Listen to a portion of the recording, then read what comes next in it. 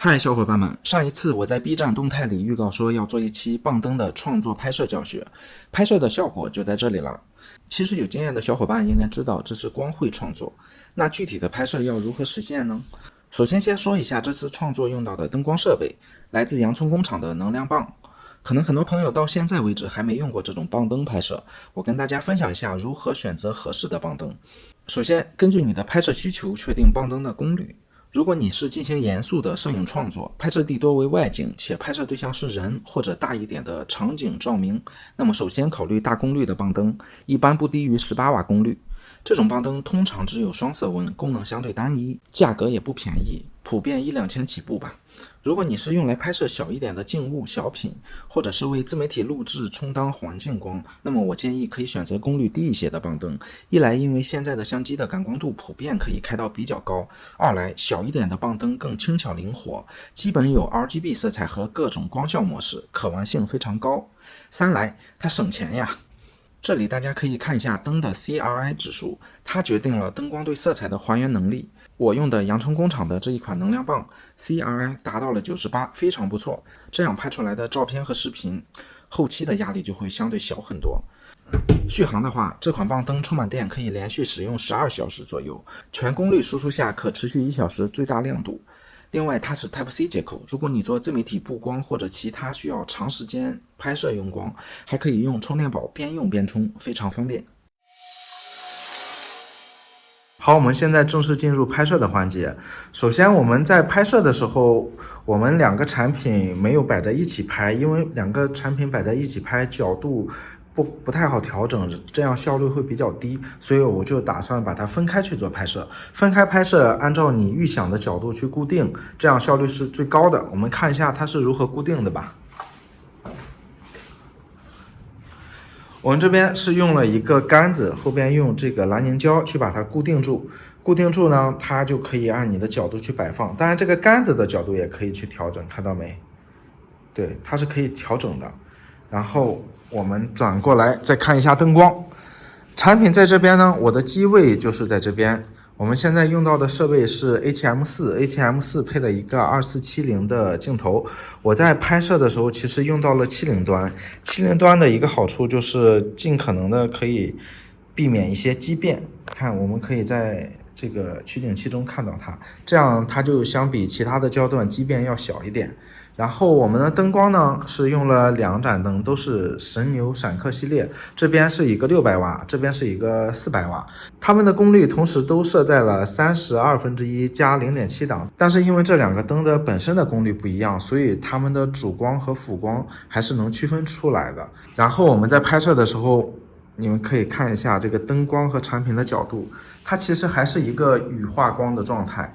我的灯芯并没有对着产品的正面去拍，然后而是用它的这个边缘光去拍过来。这样的一个好处是什么呢？这样的一个好处就是羽化光打过来的时候，可以让它从这个左上角到右下角有一个亮度的变化，这样就形成了一种渐变的感觉，就会从光影的立体感和精致感上都会得到了很好的提升。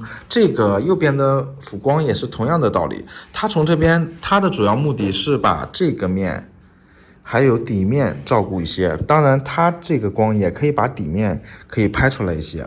好，其实单独的这个拍摄它是相对容易的，因为这个产品呢，它表面就是纸张的质感，它是属于慢反射的这种产品，它对光线的要求其实没有那么高。我们简单的这样布光，其实非常快，也可以达到很不错的效果。我们先拍一张看一下效果。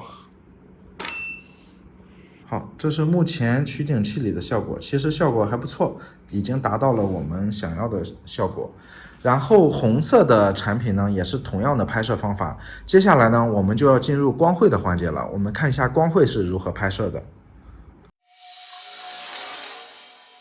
好，接下来我们就说一下光绘的效果是如何做的。因为这个效果其实也是我突发奇想，就是想做出一些非常有张力一些比较夸张的光绘的效果，就配合这两个产品以突出里边的一些张力感。然后我们用到的设备呢，就是洋葱工厂的这个灯棒。然后灯棒我们可以去给它调整颜色，颜色呢肯定是要我们事先先规划好的。我们之前想象的就是偏红一点的这个颜色，出来会跟这个主题比较搭配。好，然后具体的操作方式呢，就是首先我们把这个灯棒的颜色调整成我们想要的颜色，然后我先去给它做一个大概的对焦。对，现在让我学员把这个灯举起来。我们先对这个产品，我们先对它一会儿要大概挥舞轨迹的位置，我们大概做一个拍摄。对，现在我给它转到手动模式，接下来就由我们的学员做一段张牙舞爪的表演，但是拍摄的时候其实还是要把灯关掉的。我们说一下这个相机的设置，因为它是涉及到一个长曝光，所以呢，我们的快门首先要给它调到一个比较长的时间，我是给它设置在8秒左右。然后呢，光圈我们尽可能的小一点，保证景深大概是16就可以了。然后感光度肯定设置在100。好，它大概的呈现方式就是你可以大概挥舞一下，对，你就昨天是这么跳的，对，是这个意思。然后，对，用这一个方式，然后我们现在把灯关掉。好，现在灯已经关掉了，大家看这个效果还是非常非常好看的。那我们现在就静待最后的结果吧。好，我要摁快门了。好，1、2、3，开始。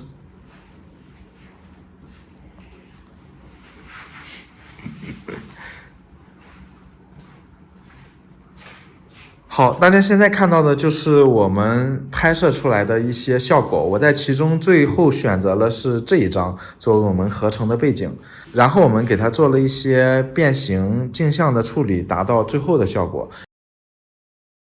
好了，这一期的视频教学就到这里，我们下一期继续分享干货，拜拜。